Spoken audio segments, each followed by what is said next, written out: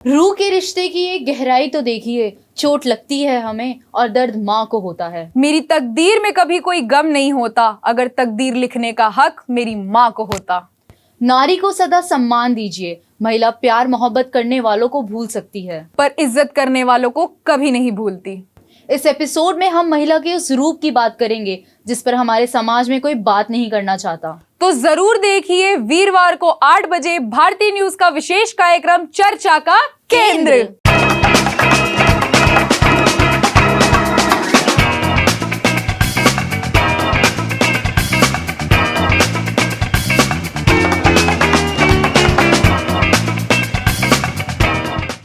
नारे तुम केवल श्रद्धा हो, विश्व रजक नकपक तल में, पीयूष रोध सी बहा करो जीवन के सुंदर समतल में। पर कब तक? क्या नारी पेड़ से टूटा कोई सूखा पत्ता है कि जिस ओर समाज की हवा चली सिया वेग में बह चली? हाय अबला जीवन, तुम्हारी यही कहानी, आंचल में है दूध और आंखों में है पानी। तीर शैया पे लेटे हुए भीष्म पितामह ने इस बात की पुष्टि की थी कि किसी भी राजा की कुशलता इस तक की मोहताज होती है कि उसके समाज में नारी का कितना सम्मान होता है।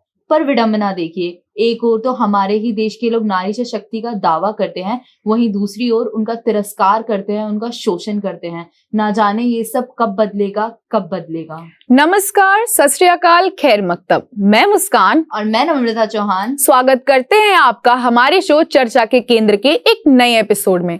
इस बार चर्चा का विषय है कि आखिरकार प्रोस्टिट्यूशन जैसी चीज को भारत सरकार ने क्यों कानूनी रूप से स्वीकार रखा है। प्रोस्टिट्यूशन नाम सुनते ही हमारे जहन में सिर्फ एक ही बात आती है, और वो ये है कि आज भी समाज में महिलाओं का तिरस्कार किया जाता है, उनका शोषण किया जाता है और तो और उनके सम्मानों का हनन किया जाता है। और एक ऐसी समस्या को भारत सरकार ने कानूनी रूप से स्वीकार रखा है। जानकर हैरानी हुई ना, मगर हाँ, ये सच है। पर आखिर सरकार ऐसा फैसला क्यों लेगी? आखिर क्या थी सीता एक्ट को पास करने की पीछे की सोच? 1956 में पास हुए the all India suppression of immoral traffic act के अनुसार प्रोस्टिट्यूशन को भारत सरकार ने कानूनी रूप से स्वीकार कर रखा है। महिलाओं और लड़कियों में अनैतिक व्यापार का दमन अधिनियम है। 1956 में सीता भारत में वैश्यवृत्ति के उद्देश्य से व्यक्तित्व की तस्करी से निपटने के लिए अधिनियम एक कानून है।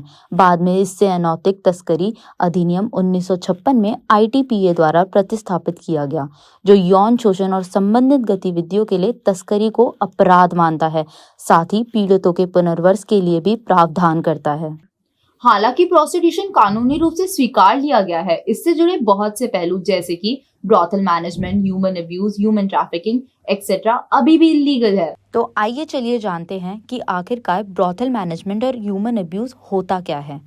ब्रॉथल प्रबंधन का अर्थ होता है उन संस्थाओं का संचालन और परिचालन जहां वाणिज्यिक यौन सेवाएं प्रदान की जाती हैं, जिन्हें आमतौर पर ब्रॉथल के रूप में जाना जाता है।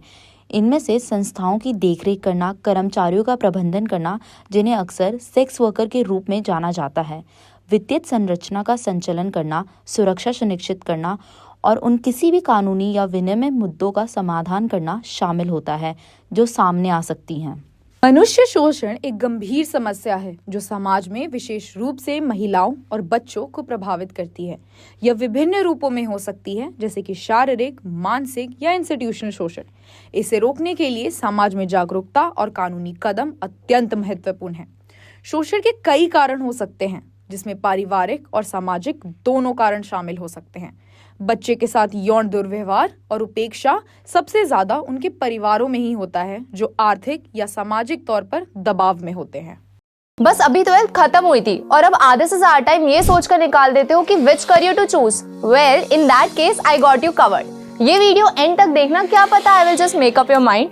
You must have thought of कोई बस ऐसा कोर्स मिल जाए जहाँ अनलिमिटेड जॉब ऑप्शन हो, क्योंकि मैं भी यही सोचती थी, जैसे कि journalist, news anchor, radio jockey, screen writer, video editor, event manager, graphic designer, सिनेमैट, photographer, director, public relation officer, entrepreneur. In fact इन सबसे भी ज्यादा जॉब ऑप्शंस चाहिए।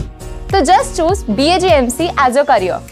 BAJMC is not just about theory but plenty of practical knowledge too. BAJMC as a course आपको provide करता है world की better understanding, meeting और working with people of top notch industry. और सिर्फ यही नहीं, BAJMC as a course आपको help करता है to grow personally and professionally too. So what are you waiting for? Choose BAJMC क्योंकि इधर आपको मिलेंगी एंडलेस पॉसिबिलिटीज। इस मुद्दे को समझने के लिए हमें वेश्यावृत्ति के साथ जुड़े सारी दिशाएं समझनी होंगी। आइए बात करते हैं इसके आर्थिक और नैतिक पहलुओं की। नारी समाज आज भी उन मुख्य समाजों में से एक है जिन्हें मानव तस्करी के लिए सबसे अधिक प्रयोग किया जाता है। आज भी कई देशों में यौन और व्यावसायिक शोषण के उद्देश्य से महिलाओं और लड़कियों का अपहरण किया जाता है, बेचा जाता है और दुनिया के लगभग हर कोने में जानवरों की तरह जबरदस्ती की जाती है। आज भी हमारे देश के हर कोनों में देश विदेशों से लाई बहुत सी महिलाओं का शोषण किया जा रहा है। तब भी भारत सरकार कानूनी रूप से प्रोस्टिट्यूशन स्वीकार करती है। बिना कानूनी संरक्षण के वैश्यों को उनका अधिकार मिलना बहुत मुश्किल है। कानूनी रूप से स्वीकृत करने से उन्हें नियमित चेकअप, स्वास्थ्य सेवाएं और सुरक्षा के लिए अधिक उपलब्धियां मिलेंगी। इसके अलावा ये समाज में उन्नति को भी बढ़ावा देगी। सरकार अपने कानून में एक बात स्पष्ट कर चुकी है, जैसे कि अगर वैश्यालय पर पुलिस की रेड होती है तो ऐसे में ये ध्यान रखा जाएगा कि खुद की मर्जी से सेक्स करना अपराध नहीं है। एक वैश्यालय को चलाना गैर कानूनी नहीं है। ऐसे में किसी भी सेक्स वर्कर की गिरफ्तारी नहीं होगी या उसे सजा नहीं दी जाएगी। केंद्र और राज्य सरकारों को किसी भी पॉलिसी को तैयार करने के दौरान सेक्स वर्कर्स या फिर उनसे जुड़ी किसी भी प्रतिनिधि की प्रक्रिया में शामिल करना होगा। अगर आगे इन्हें लेकर बने कानून में बदलाव किया जाता है तो भी यही प्रोसेस फॉलो किया जाएगा। अगर कोई सेक्स वर्कर किसी यौन उत्पीड़न का शिकार हुई है तो उसे तुरंत अच्छा इलाज करवाया जाएगा। साथ ही इस दौरान उसकी अन्य मरीजों की तरह ही देखभाल होगी। हालांकि इस अधिनियम के पीछे इतने अच्छे और बड़े कारण हैं, तब भी हम एक समाज के रूप में इस विचार को नकार रहे हैं। नेशनल क्राइम्स रिकॉर्ड ब्यूरो के 2020-21 की रिपोर्ट के अनुसार भारत में अब भी 8 लाख से ज्यादा औरतें प्रोस्टिट्यूशन से जुड़ी हुई हैं। औरतें शारीरिक और हिंसक रूप से शोषण की शिकार हैं, जैसे कि यौन इच्छाएं के लिए उन्हें अपमानित करना पर्याप्त नहीं था। बड़ी ही हैरानी वाली बात है कि जब भारत सरकार ने 2018 में prevention, protection and rehabilitation bill के थ्रू इस चीज को पूरे तरीके से रोकने की कोशिश करी थी, तब ये बिल राज्यसभा और जनरल पब्लिक दोनों द्वारा नकार दिया गया था। बस अभी 12th खत्म हुई थी और अब आधे से ज्यादा टाइम ये सोचकर निकाल देते हो कि which career to choose. Well, in that case I got you covered. ये वीडियो एंड तक देखना, क्या पता I will just make up your mind. You must have thought of कोई बस ऐसा कोर्स मिल जाए जहाँ अनलिमिटेड जॉब ऑप्शन हो, क्योंकि मैं भी यही सोचती थी, जैसे कि journalist, news anchor, radio jockey, screen writer, video editor, event manager, graphic designer, सिनेमैट, photographer, director, public relation officer, entrepreneur. In fact इन सबसे भी ज्यादा जॉब ऑप्शंस चाहिए। तो just choose BAJMC as your career. BAJMC is not just about theory but plenty of practical knowledge too. BAJMC as a course आपको provide करता है world की better understanding, meeting और working with people of top notch industry। और सिर्फ यही नहीं, BAJMC as a course आपको help करता है to grow personally and professionally too. So what are you waiting for? Choose BAJMC क्योंकि इधर आपको मिलेंगी endless possibilities। जरा सोच के देखिए कि अगर उन महिलाओं को अच्छी शिक्षा सुविधाएं दी जाती हैं तो उनमें से कुछ डॉक्टर बनती, कुछ इंजीनियर, कुछ साइंटिस्ट, क्या पता अंतर्राष्ट्रीय स्तर पर देश का नाम रोशन कर दे। सरकार ने इसे लीगलाइज किया है, लेकिन इस पे कोई ध्यान नहीं दे रहा है।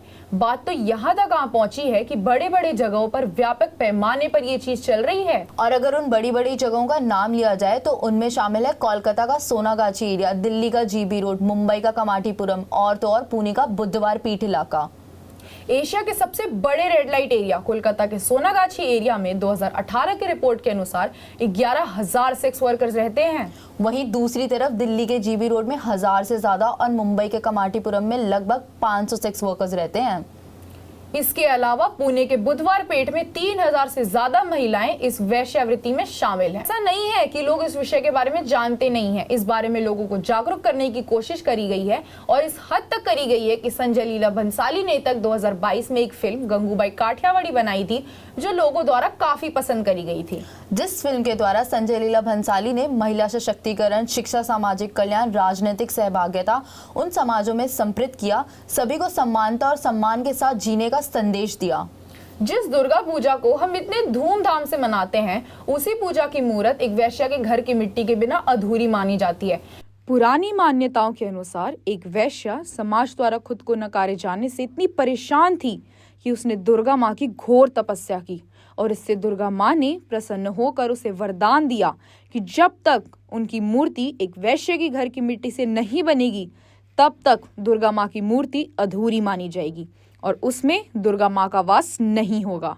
यही कारण है कि अभी भी बंगाल के मशहूर पर्व दुर्गा पूजा में दुर्गा माँ की मूर्ति को वैश्य के घर की मिट्टी के बिना अधूरा माना जाता है। तब भी हम समाज के रूप से उन वैश्यों को नकार रहे हैं। यहीं अगर हम उन्हें स्वीकार कर लें तो वो एक आम इंसान की तरह सिर उठाकर जी पाएंगी, वो भी अपनी बुनियादी मानव अधिकारों का उपयोग कर पाएंगी।